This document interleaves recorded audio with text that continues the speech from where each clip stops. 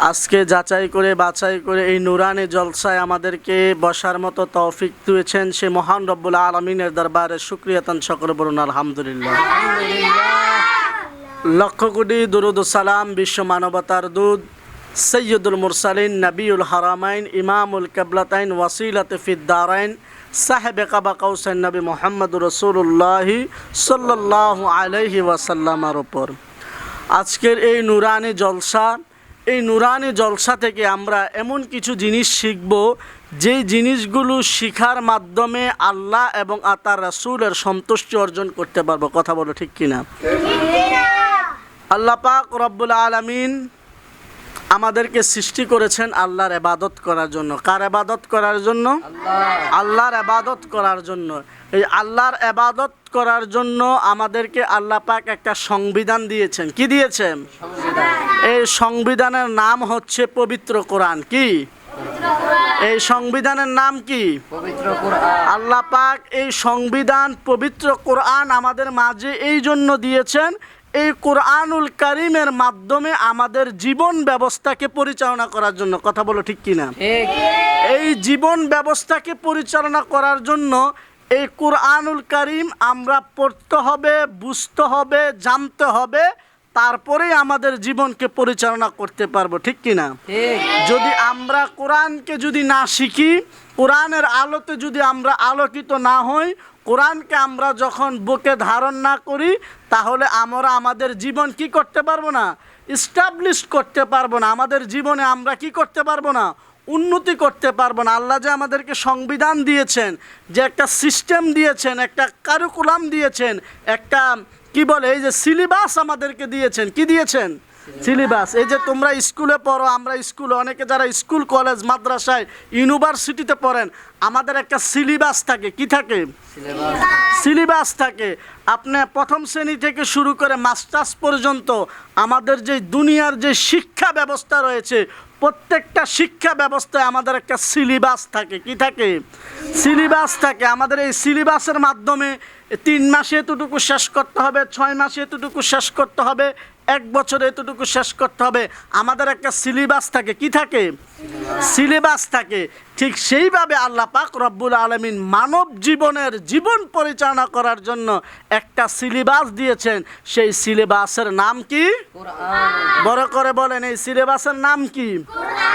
এই কোরআনকে যদি আমরা অনুসরণ করি, এই কোরআনকে যদি আমরা অনুশীলন করি, এই কোরআনকে যদি আমরা বুঝি, এই কোরআনকে যদি আমরা প্র্যাকটিস করি, এই কোরআনের উপর যদি আমরা গবেষণা করি, তাইলে আমরা আমাদের জীবনে উপলব্ধিটা করতে পারবো। কথা বলো ঠিক কিনা? এই জন্য আব্বুজিরা আমার, ভাইরা আমার, কোরআনের মহব্বত আমার আপনার অন্তরে রাখতে হবে। কিসের মহব্বত? এই কোরআনের মহব্বত শিক্ষা দেওয়ার জন্যই আল্লাহর নবীর ঘর মাদ্রাসায় যাইতে হবে। কিসের মধ্যে? মাদ্রাসায় যাইতে হবে। আমি যদি যে কোনো একটা মাদ্রাসায় ধরেন, সাপোজ এক্সাম্পল উদাহরণ, গাউসিয়া তৈয়বিয়া হাসানিয়া মডেল মাদ্রাসা, কি পশ্চিম চন্দ্রপুর আদর্শ সদর কুমিল্লা, এই যে আমরা এই মাদ্রাসায় যদি আমরা আসি, এই মাদ্রাসা থেকে আমরা কি করতে পারবো? একটা সিলেবাস শিখতে পারবো। কি শিখতে পারবো? কোন সিলেবাস? এই কোরআনুল কারীমের সিলেবাস। কি? কোরআনুল কারীমের সিলেবাস। কোরআনুল কারীম হচ্ছে কি? মানব জাতির জন্য একটা সিলেবাস। কি? মানব জাতির জন্য একটা সিলেবাস হচ্ছে কোরআনুল কারীম। এই কোরআনুল কারীম শিখতে হলে একটা মাদ্রাসায় যেতে হবে। ধরো গাউসিয়া তৈয়বিয়া হাসানিয়া মডেল মাদ্রাসা, পশ্চিম চন্দ্রপুর আদর্শ সদর কুমিল্লা, নয়তোবা কুমিল্লা ইসলামিয়া আলিয়া কামিল মাদ্রাসা, নয়তোবা ধরো তোমরা যে কোনো একটা মাদ্রাসা, যেখানে কোরআনের শিক্ষা দেওয়া হয়, কোরআনের নূর যেখানে আছে, যেখান থেকে কোরআনের সিলেবাস, কোরআনের যেই আল্লাহ পাক রব্বুল আলামিন 6666 আয়াত দিয়েছে, প্রত্যেকটা আয়াতের ব্যাখ্যা বিশ্লেষণ যেখানে শিক্ষা দেয়, অনুশীলন অনুকরণ করা হয়, এইরকম প্রতিষ্ঠানে গিয়ে যখন আমরা শিখব, শিখার পরে আমাদের জীবনটাকে আমরা সুন্দরভাবে পরিচালনা করতে পারবো। কথা বলো ঠিক কিনা? এই জন্য আব্বুজিরা আমার, ভাইয়েরা আমার, জীবনকে পরিচালনা করার জন্য, কিসের জন্য? জীবনকে পরিচালনা করার জন্য কোরআনকে আপনি আঁকড়ে ধরতে হবে। এই কোরআন আপনাকে বলবে আপনি কিভাবে নামাজ পড়বেন। ঠিক কিনা? কোরআন আপনাকে বলবে যে সালাত এই যে আল্লাহ নামাজ দিয়েছেন, ওয়াকিমুস সালাত, তোমরা সালাত কায়েম করতে হবে। এই সালাত আপনি আমি আদায় করব। এই সালাত আদায় করার জন্য আমাদেরকে যে সিলেবাস আছে, যে সিলেবাস থেকে আমরা নামাজের নিয়ম পদ্ধতি জানবো, নামাজ ফরজ আমরা জানবো, এই সিলেবাসটার নাম কি? বড় করে বলো, এই সিলেবাসটার নাম কি? যখন আমি আপনি কোরআন শিখবো, এই কোরআন শিখার মাধ্যমে আমরা নামাজ পড়তে পারবো। আর নামাজ পড়লে আমাদের কি হবে? আসসালাতু মেরাজুল মুমিনিন, নামাজ হচ্ছে মুমিনের জন্য মেরাজ। এই মুমিনের জন্য মেরাজ নামাজ, সেই নামাজটা পড়ার জন্য কোরআন লাগবে। আর এই কোরআনটার শিক্ষা দেয় গাউসিয়া তৈয়বিয়া হাসানিয়া মডেল মাদ্রাসা। বড় করে বলো না সুবহানাল্লাহ।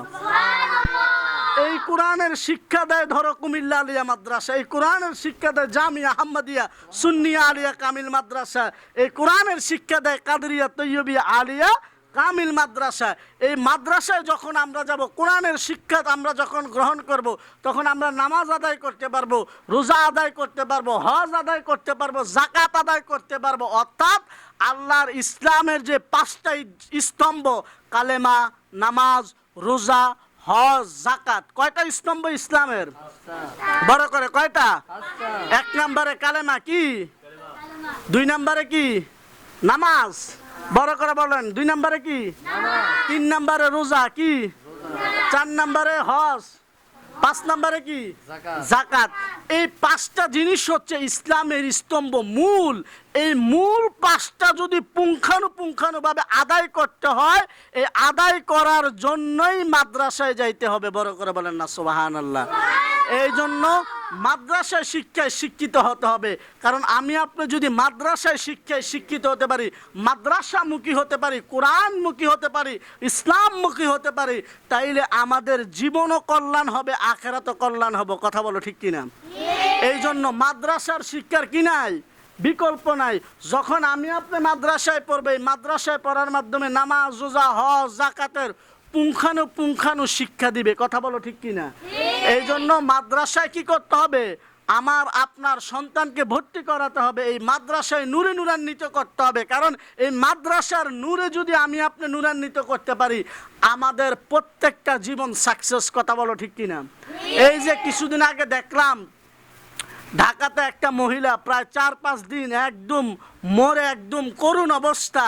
এর খোঁজ নেওয়ার জন্য কেউ না। এর এক ছেলে সচিব, এক ছেলে ডাক্তার, এক ছেলে ইঞ্জিনিয়ার, এক ছেলে প্রফেসর, এভাবে তার সন্তানদেরকে বিভিন্ন জেনারেল শিক্ষায়